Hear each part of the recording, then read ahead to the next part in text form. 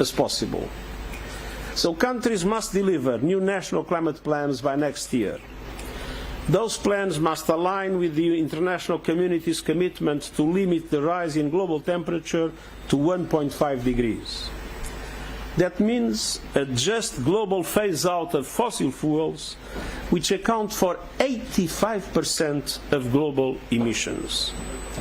And the biggest countries have a responsibility to go furthest, fastest. For the G7, that means committing to end coal power by 2030.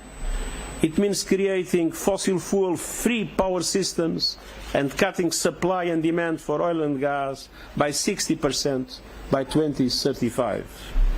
And it means supporting a just global transition to clean energy. Globally, renewables are booming, but many countries are being left in the dark. Developing and emerging economies outside China have seen clean energy investments stuck at the same levels since 2015. And Africa was home to less than 1% of last year's renewables installations, despite its wealth of resources and its vast potential. We need advanced economies to rally behind the emerging and developing ones, and to show climate solidarity by providing the technological and financial support they need to cut emissions.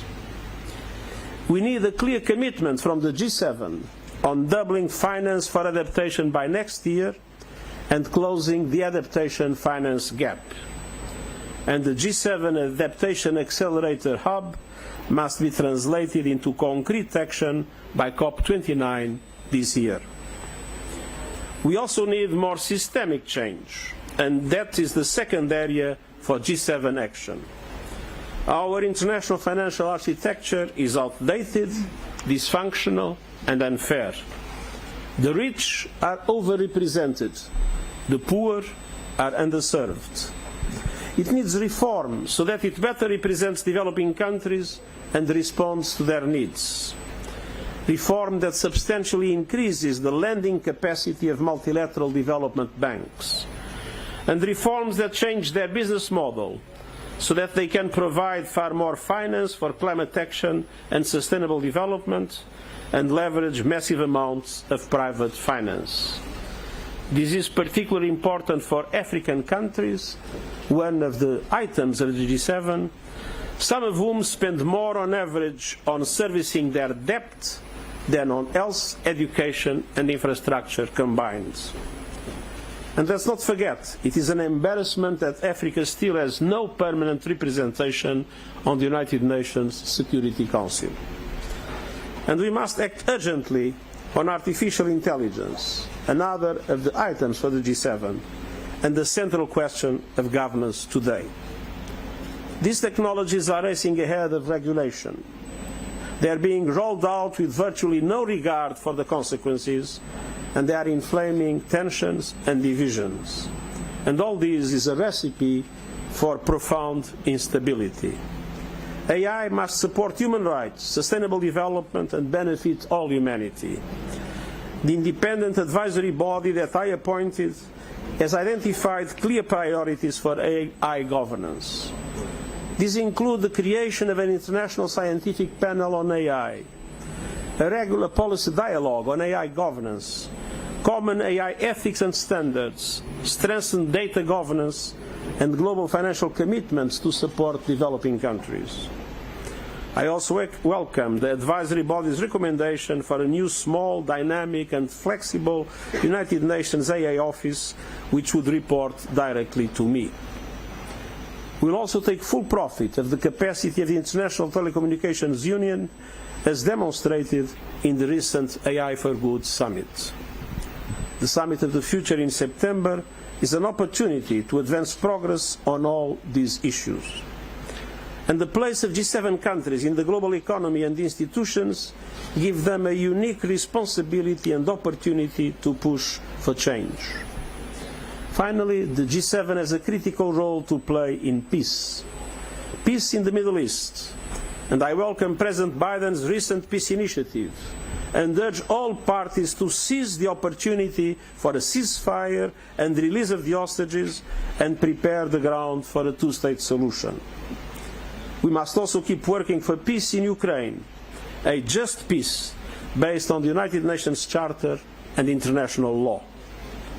Around the world, we must never let up in pursuit of solutions that affirm and do not undermine international law, including international humanitarian law. Every time, everywhere. These are the messages I will be carrying with me to Italy, and I thank you. Thank you. First question, Laurent, ATS. Yeah. If you could speak loudly, please, and clearly. Sure. Laurent Siro, Swiss News Agency. Thanks for the stakeout, Secretary-General. In 3 days, there will be the first global summit on Ukraine at the Bergenstock.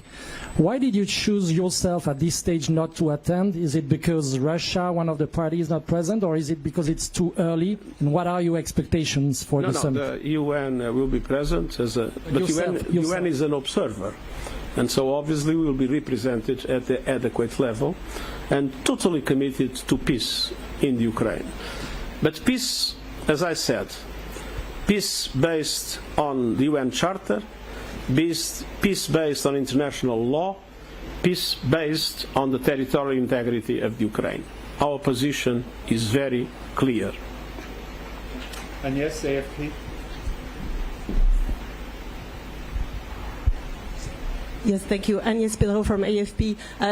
If I may, just a quick follow-up from my colleague. The question was more why you yourself are not going to the Birkenstock summit. And in general, UN is very much present in Ukraine and in Gaza, in the ground, on the humanitarian side. But at the same time, it seems that the UN is less involved, or seems to be less involved in the political process pushes to try to move forward the situations, both situations. Thank you. As I said, the UN has an observer status, not a full status, and it will be represented at the adequate level. I have also, unfortunately, a personal commitment to which I cannot escape in the same day, so there is no political significance in the question that you are raising.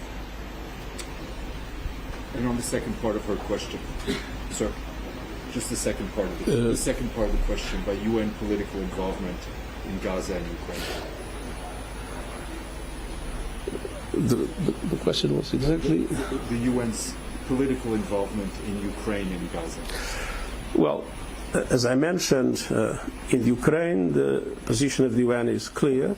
At the present moment, there are no negotiations for peace in which the Ukraine might be called to play any role, and our position is, and I reaffirmed it, we want peace in Ukraine, but we want peace based on the Charter, international law, the territorial integrity of Ukraine.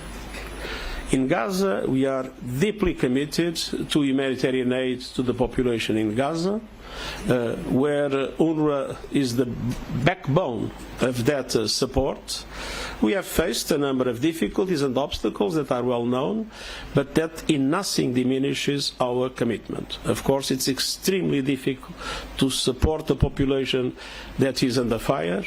It's extremely difficult to support a population when there are so many restrictions to the entry of the necessary supplies for humanitarian aid.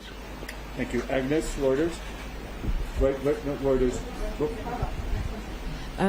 Secretary-General, this morning a commission of inquiry, UN Commission of Inquiry, published its findings regarding the fact that both Israel and Hamas committed war crimes. What is your reaction to this inquiry, and what is the way forward from here? Thank you. Well, first of all, the Commission of Inquiry is appointed by the Human Rights Council.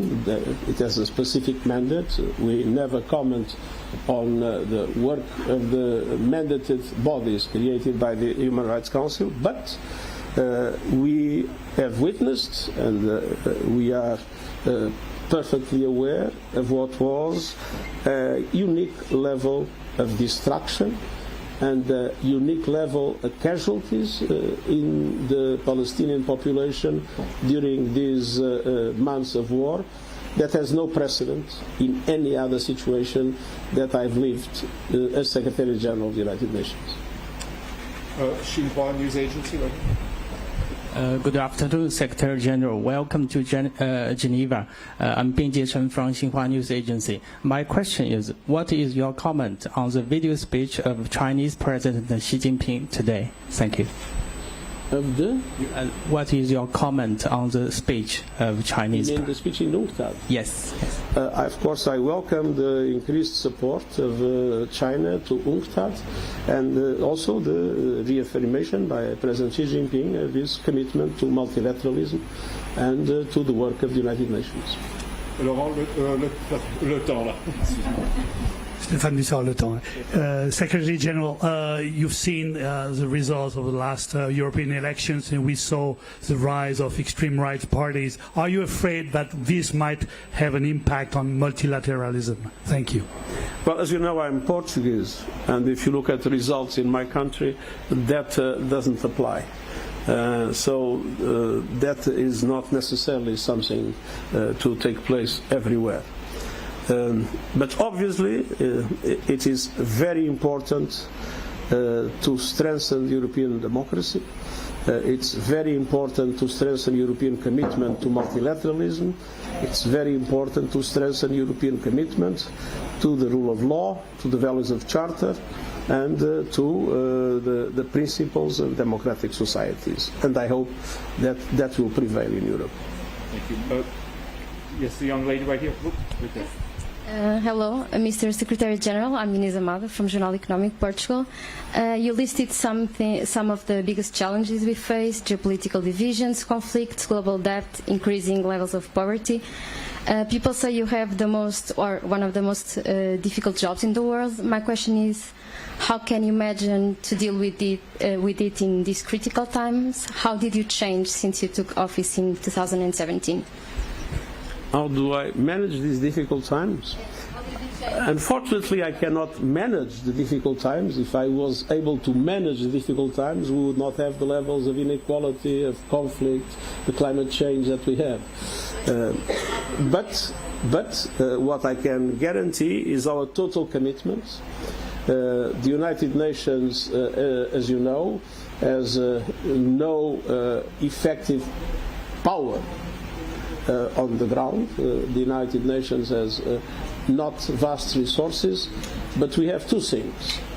We have a voice, and that voice will be clearly always expressed in line with the Charter, in line with international law, and in line with the principles of equality and justice in the world.